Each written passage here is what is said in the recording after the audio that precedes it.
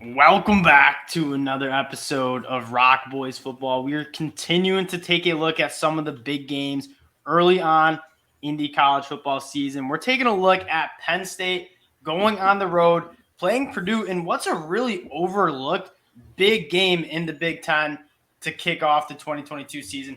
Guys, before we get into the video, just wanted to say thank you guys for all the support you guys have shown the channel.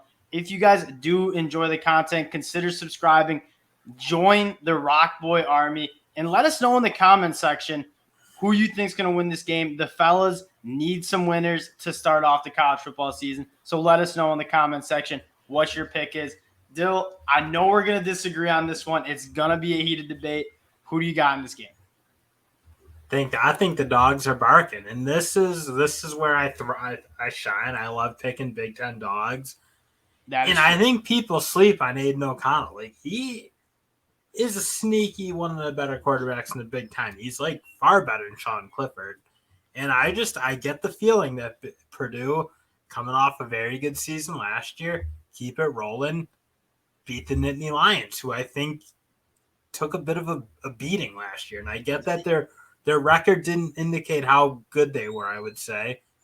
But I still think people are way down on Purdue, and they shouldn't be dogs in this game. It should be a pick. I see that is, you mentioned it, but I think people are sleeping on this Penn State team. That you look at how that schedule and how their season played out. They were one of the best teams in the country. They were a top 5 team in the country at one point, going on the road and beating Wisconsin, beating Auburn at home. They look like a legit top 10 team in the country. They go on the road at Iowa, outplay them for most of the game. They get banged up late, and then the season kind of falls apart, but it didn't even fall apart. You look at the schedule. They lose a gross one to Illinois. Yeah, that's gross. But then they play Ohio State, very tough. They lose to Michigan after outplaying them for 3 quarters, and then they go on and lose a really tight one to Michigan State in the Snow Bowl.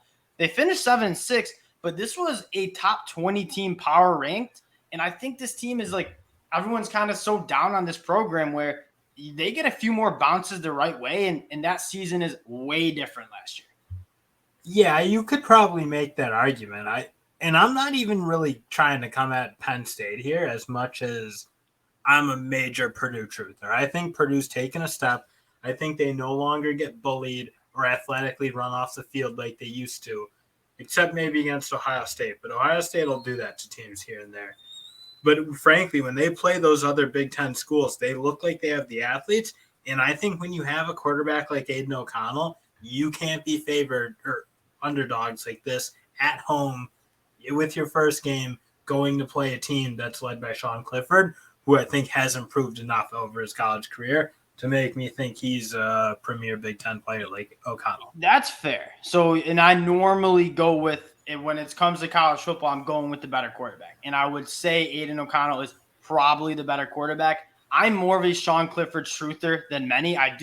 You look at his stats last year, he was pretty damn good until he got banged up. And then he was playing her pretty much the rest of the year. I think he's a better quarterback than people give him credit for.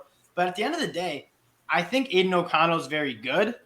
What I worry about is, who are they throwing the ball to? They lose a guy like David Bell, who we both loved in the 2022 NFL draft, a guy that didn't get enough attention because he wasn't the fastest or the most physical, but he was one of the most consistent wide receivers in the country over the last 3 years.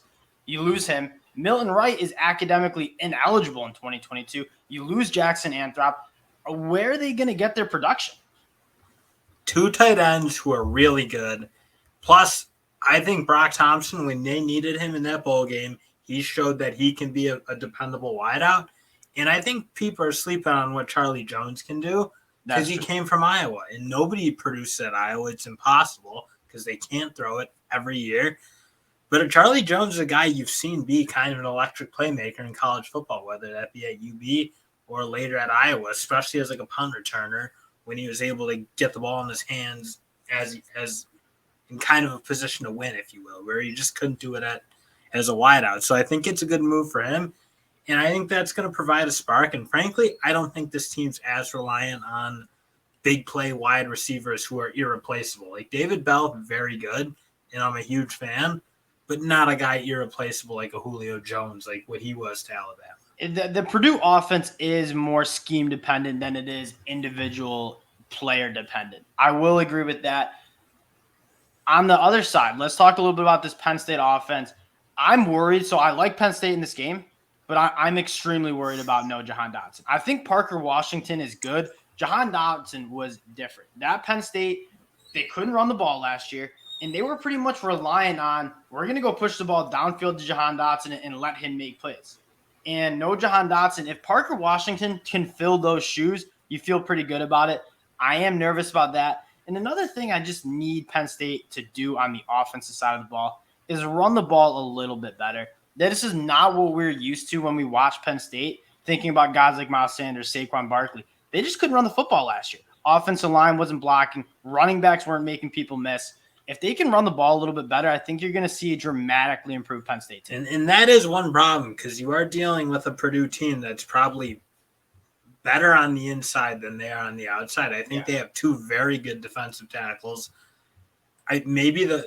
Perhaps the front seven is a little dependent on those two big dogs in the front. I don't think it's like phenomenal. I know they lost a very good linebacker and obviously Karlaftis. But I think they're going to be good enough because I don't see this Penn State offense being much better than it was last year. Because who is going to like be the premier running back and make it happen? Who is Nick Singleton, 5-star running back, true freshman. I'm optimistic about him. I just more think like I don't think it was a talent from the running back standpoint. I just think the offensive line wasn't picking guys up, and it seemed really hard for them to establish the run on the ground. So I'm optimistic that it improves. They've recruited really well on the offensive line. They have a 5-star running back coming in. Hopefully it gets a little better. Another thing I want to mention is Penn State loses a lot on defense, but I like how they can match up against Purdue. I like their secondary a lot. Joey Porter Jr. is one of the more underrated cornerbacks. Really long guy, can stick with guys, plays the ball in the air extremely well. And then you got a guy, Jair Brown, who led the country in interceptions last year. I think their secondary can cover Purdue's wide receivers. And if they can get after the passer a little bit, losing guys like Arnold Ebiketie obviously hurts. I do think Penn State can win this game on the ground. And that is like the one concern is I don't think Purdue is good enough up front. And when they beat a Michigan State team, that's because Michigan State wasn't really a dominant defensive line. I wouldn't say like they were okay. But Penn State does probably have more horses up front who are more your explosive pass rush style guys. And that does concern me because they're a little bit young and they do lose some key guys. So that is perhaps, there's like an element to me that this is like a bit of a gut pick, frankly. And just like, I may be falling in love with O'Connell too much. He's like, I just am a huge fan. I'm a fan of Braum. I almost wanted him at Michigan back in the day, especially if Harbaugh left. I would have been like, you should be knocking on his door. But I don't know. This is a little bit of a gut pick, and sometimes you just got to do that. I know you can't like pull that out of you because you're a soulless, weak college football sometimes fan, I'm too into the numbers, but when I look at this game and I play it in my head and I look at the matchups, I just think Penn State has the guys who are just better athletes than the Purdue guys. I think they're going to be able to cover the wide receivers. I think they're going to be able to get pressure on Aiden O'Connell, and I think they're going to be able to run a ball against Purdue. And if they can do that, again, if they can rush the passer, losing a guy like Arnold Ebiketie, and they can run the football better, just a little bit better than they did last year, I think this Penn State team is going to be dramatically improved, and that 7-6 record quickly turns into like a 9-4 record. You know what will scare me a little bit is if I see Drew Allar come running out of the tunnel and being the number one guy, because like if they have a really good quarterback, this game's not really close. I'm just not a huge Clifford guy. I think he turns the ball over. I don't think the composure is great. It feels like everything's really hard for him, frankly. Yeah.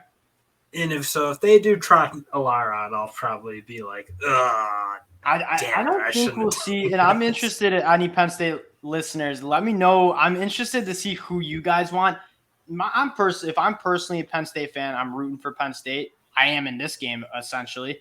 I want to see Sean Clifford. He's a 6-year guy. He's played a lot of football. He's been pretty damn good. Yeah, he's not a first-round draft pick by any means, but he's been a plus Big Ten quarterback. But you got to admit, like, the allure of a Drew Allar, just like the allure of a J.J. McCarthy at Michigan. Like, it's very hard to sit there and watch a non-Heisman quarterback when you're like that fan base that's like, well, we got the guy.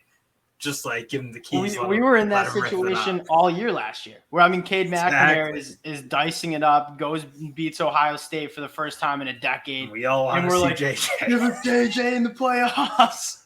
So that's I'm a sucker for that. So if I see Drew Allard trot out there, I'll be rattled. If I'm like sitting there with the +3 locked in, I'll be like, ugh, and dang it. Drew Allard is a guy that he's already built to play. Like he's a Yeah. big physical dude where JJ McCarthy comes in probably 180 pounds soaking wet, like real slender, skinny kid who needed to put on some weight. Drew Allard's ready to rock and roll. If we do see him, I'm going to be excited. But again, we'll close it out with Penn State wins this game if they can get after the passer and if they can run the football and keep the high-powered offense of Purdue off the field. Penn State has traditionally run the football extremely well. They've recruited their running back position extremely well. I look for Singleton to kind of take over this game, then get back to some physicality up front on the offensive line. If they do that, I think Penn State's gonna be able to cover the 3 but points. I don't think they will, so I will stick with my pick. All right, we'll be talking. Dogs. The home dogs are barking. We'll be back talking this game as the week 1 plays out. Guys, appreciate you checking us out again. Leave your picks in the comment section. Appreciate you guys rocking with the ROC Boys, and we'll talk to y'all later.